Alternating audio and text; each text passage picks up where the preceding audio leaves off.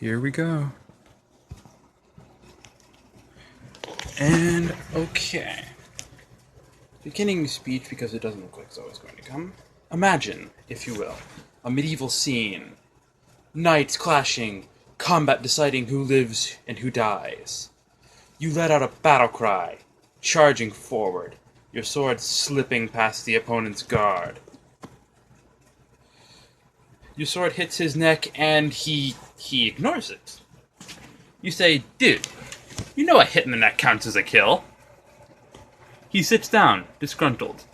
This is a scene that, though unlikely, can and does happen in live-action roleplay. Or LARP.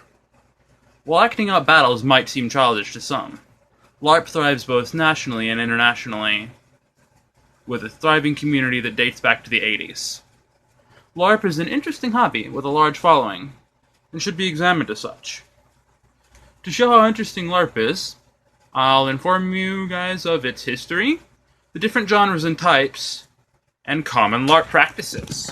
Okay, gotta scroll this down a little. Though LARP came about in the 1980s under the influence of D&D and other similar systems, its actual origins date back much farther. In her book, Leaving Mundania... Okay, yeah, citation, an article on rhizome.com by P. Raven. This is a game, a very brief history of LARP, Part 1.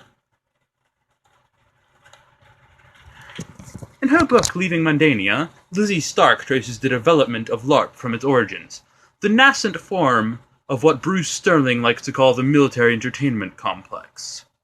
Immersive historical pageants thrown by medieval royalty. Often at immense expense, prototypical war games for training the officers of the European Enlightenment. Contemporary historical reenactment groups, some simply restaging the great battles of the past, or, in the case of the Society for Creative Anachronism, doing what they call living history, where old skills and way of life are revived as part performance, part play, all wrapped up in authentic period costumes. Citation end. From this, it is evident wargaming systems have been popular for centuries among the well-to-do, and they've only become more refined, varied, and intricate since.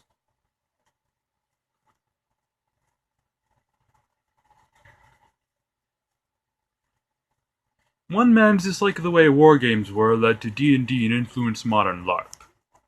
Dave Leslie's Bronstein system shook the wargaming community and influenced Dave Arnstein and Gary Gygax's creation of D&D. Next, we will discuss LARP genres and types. LARP, like its siblings, the tabletop RPG and video game RPG, has developed several genres. The three main types of LARP are demonstrative or buffer LARP, foam weapons, XP, abilities, etc. Then there's salon/theater LARP, focused mostly or entirely on character interaction, no weapons, any combat done symbolically. And then there's live steel LARP. Weapons and armor must be done carefully to minimize risks of injury.